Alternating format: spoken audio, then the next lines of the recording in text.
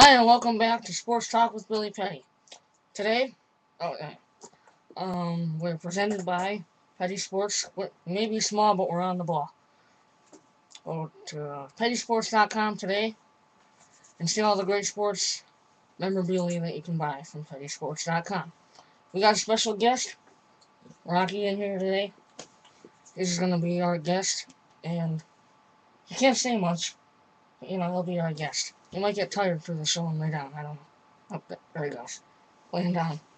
Oh, my special guest doesn't want to be a special guest anymore, but anyway, for today's show, we're gonna go over James Harrison's um $25,000 fine that I completely disagree with. We're gonna go over the power rankings that I came up with, and um also gonna go over my predictions, my record, what my predictions were. We're gonna go over. I'm gonna preview the Houston-Philadelphia game for tonight, Thursday Night Football. Big game. And who's the next head coach to be fired? Who in the world could it be? In NBA, other sports, we have the Miami Heat at the Cleveland Cavaliers. LeBron James, first comeback to Cleveland since last year, and I don't even have words to describe what that's going to be like tonight. All I can say is that the security better be ready. All right, so starting with the James Harrison hit. He was fined out of $25,000, which makes $125,000 for the whole entire year. Now, $125,000 is a lot of dollars, a lot of money to us. Not as much to them, but it is a lot to us. And when we hear $125,000, think of a lot. And a lot of us can't afford to lose $125,000. And my first argument with the hit James Harrison put on Ryan Fitzpatrick, he did not hit him helmet to helmet. Unless there was a helmet on his chest, he didn't hit him helmet to helmet. He hit him on his chest. He led with his helmet, sure he did. But that's not the point. The point is it wasn't helmet to helmet, and it was not roughing the passer. If anything, roughing the passer is at least 3 or 4 seconds after the fact. Not 2 or 3, but 2 or 3 seconds after the quarterback throws the ball. And it was about not even a second after, and Harrison hit him. And they call it roughing the passer. Alright, you call it roughing the passer, but then 3 days later you fine him $25,000. That's outrageous to me. It is ridiculous. I can't even begin to say what I think about this. No, if I said what I thought about this, then I wouldn't be allowed to have a show anymore on YouTube. I wouldn't. Because this is the most insane thing they've done so far with James Harrison and the Pittsburgh Steelers. The rule changes for the NFL are completely against great defenses such as the Steelers and the Jets and all the other great defenses in the league. They are against them. And I understand all the safety and all this and all that and blah, blah, blah. And you want to protect the quarterbacks. Well, I got news for you, quarterbacks. You're a football player, just like everybody else out on that field. And if you don't want to play football, then go to the bench or go sit on your couch and watch the football games. And do something else. You're a football player just like everybody else is on that field, and you should get treated like a football player. Why you get protected more than other players doesn't make any sense to me. I heard Philip Rivers say it the other day. He thinks of himself as a football player, not a quarterback. He's a football player. And now there's a difference. He said that because there is a difference. There's a difference. Quarterbacks are more fragile. You can't hit the quarterbacks. Because if you hit the quarterbacks, then they might get hurt. The quarterbacks are the best players in the league. Well, guess what? The quarterbacks couldn't do it without the linemen. They couldn't throw a ball without having a receiver. They couldn't win without having a defense. Then they can say it for the other way around too. You can't win without somebody throwing the ball. But a quarterback isn't the most important piece on a football team. It's not. And the rules these days are heading towards the quarterback. Guess what? There's more quarterbacks. Quarterbacks can afford to get injured. I'm not saying that you want a quarterback to get injured, but a quarterback is a football player like everybody else, and they should be treated like one. everybody should be treated equally. How many times have we heard this? In social studies or whatever. You hear it all the time. People should be treated equally. And guess what? Football people are not treated equally. Quarterbacks are treated a lot better than any other player on the field. Brett Favre is treated better than any other player, than any other quarterback. He can do whatever he wants and he'll show up. Just play because he's a great player and the Vikings needed him. I'm getting a little bit off topic here. The rules on the NFL are insane. They started about 4 years ago or something, I don't know exactly, by making rule changes for the quarterbacks. And each and every year, they've went safer and safer and safer. It went safer every year. In 5 years from now, you won't even be able to sack a quarterback. You'll be able to put your hands up and hopefully knock the ball down. And if you knock the ball down and it goes into the quarterback's face, it's roughing the passer, some kind of flag, something, and you're going to get fined and suspended. Heck, if it hits him too hard, he'll never play in the league again. Never. He'll never play in the league again. That's how ridiculous the NFL rule changes have been, and I am so sick of it. The only rule change that I would want is to prevent head and neck injuries. And they've done that, but they've gone too far after that. They've gone way too far. Late hits and all this. That's football. That's called football. It's been football all the way back since the 19th century or whatever. I don't even know. But it's been football since it started. That's been football. Now they're changing football. And they're going to lose fan after fan after fan after fan. We're going to lose a lot of fans by doing these rule changes. I mean, what's your opinion on it, Rocky? Do you have any opinion? No, he's just sleeping. I don't understand him. Well, anyway, that's enough for that. There shouldn't have been fined $25,000. There shouldn't have been a flag. And these rule changes should have never taken place. Any rule change is the head. If you have a helmet-to-helmet hit, then okay, it's a flag. Because that's serious. But all the other rule changes to protect the quarterbacks and so on and so forth, I don't even want to talk about it anymore. I'm so aggravated by it. It just sets me alive. Okay, next thing I have in store are the NFL power rankings. And these aren't ESPN's or anybody else's. These are my power rankings that I put together. So I feel pretty good about where I have these right now.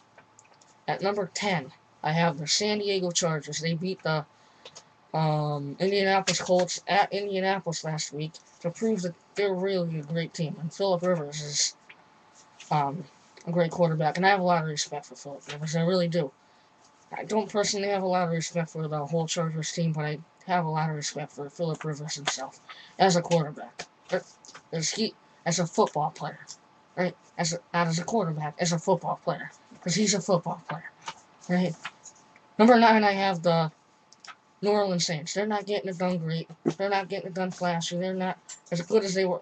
Oh, there goes Rocky. Well, they're not getting it done as good as last year. But they're finding a way to win ball games, and that's all you have to do in the league. Finding a way to win ball games. And they're 8-3 right now, and they're right in the playoff hunt. Right on top of that division with everybody else. And they have as much of a chance as the Packers and the Falcons and the Bears and all the other great teams in the NFC, for that matter. Number 8, I have the Eagles. Now, if they didn't lose to the Bears, they would have been higher on my list. But losing to the Bears moved them up a bit. But you'd have to say Michael Vick is one of the best quarterbacks in the league. I don't care what his past was. The present right now, he's a great quarterback. Period. And the Eagles are a good football team. And they're better off without Donovan McNabb. And they would have won a Super Bowl if they did not have Donovan McNabb on their team before. And that's my opinion with that. Number 7, I have the Green Bay Packers. They're a great team. Even though they lost to the Falcons, they're still up there around 2 or 3, in the NFC power rankings. But overall, in the NFL, I have them at 7.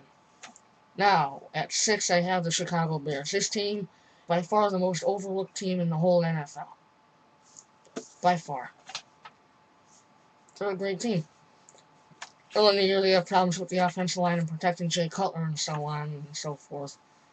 But, They have a great defense, probably the third best in the league next to the Steelers and the Jets. And they're really getting it done. Jay Cutler has really proved that he is a good quarterback. And he can help other teams. And so that's why I have the Bears at 6. At 5, I have the Ravens. And this is where you might want to leave some comments on this video, depending on where you think these teams should be. Now, in all the other power rankings I saw, the Steelers at 5 and the Ravens at 4, but I flip-flopped them. And I guess partly is because I am a Steelers fan and I see the Steelers play every week. But I have the Ravens at 5 and the Steelers at 4. Steelers by far the best defense in the NFL, there's no doubt about that. And they are the best defense in the NFL. Okay. And they have Big Ben back, and he's playing great football. Their offense is starting to get going. Rashard Mendenhall is now their starting running back, and they have a good team, and they have a chance to get into the playoffs and do some damage. But any AFC team right now is not in the playoffs. They're not clinched a playoff spot because basically all the teams are all evened up. The Ravens and the Steelers, talked about that Sunday night game coming up this week. The Steelers lose that game, they're not winning the division. Because first of all, if they end up in a tie with the Ravens are going to get the nod because they swept the Steelers in the season. In their 2 games they played. And that's just a huge game. If the Steelers lose, they're basically done for winning the division. And then I think the other team is going to end up coming out of the East for the wild card. Either the Jets or the Patriots. So, I don't think there's going to be a wild card coming out of that division, but in the East, definitely. Now, at number 3, I have the Patriots. This could be a big disagreement to any of you, but personally, I don't like the Patriots, and I don't think they're that great of a team. They have a decent offense, alright. Their offense is pretty good. Okay, they're good. They're a good offense, but their defense is not good. Their defense is where it needs help and stuff.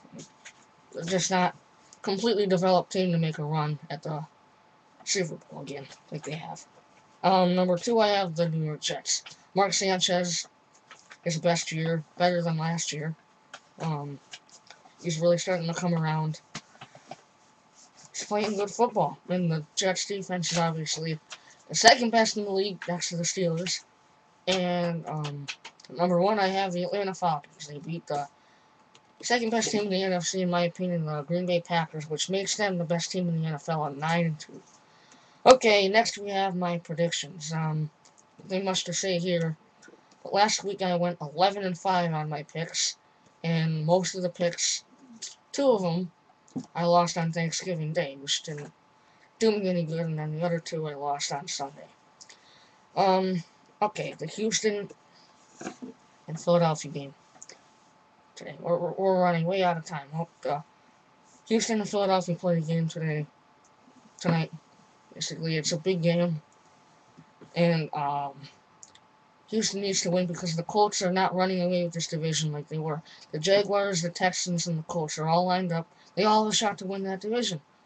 Personally, the Colts are still going to get the division because of their experience and just how good they are as a football team.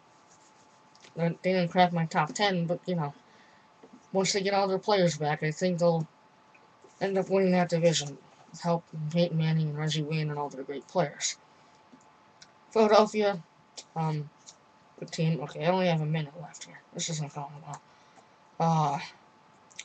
I'm going to skip over the head coach thing because I don't know about that. You put your opinion in there. Who should be fired next as an NFL head coach? Okay, the next thing are the Heat and Cavaliers. The Heat and Cavaliers face off tonight. All I can say is that the Cavaliers security guards better be ready because Cavaliers fans are absolutely furious with LeBron James and what he did over the summer, making a choice to leave Cleveland. And I said that I personally don't agree with that the last show. And it's going to be a great game. That game, I think the Cavaliers will come out on top. I think they're going to come out fired up. They're going to come out shooting. And they're going to be the better team tonight. I didn't make my pick for the Houston-Philadelphia game, but I am now, and it'll be Philadelphia winning the game. So I have 10 seconds left here, and I'm going to do my closing. And thank you for watching. Tune in next time. Rate reviews. It's presented by Petty Sports, and goodbye.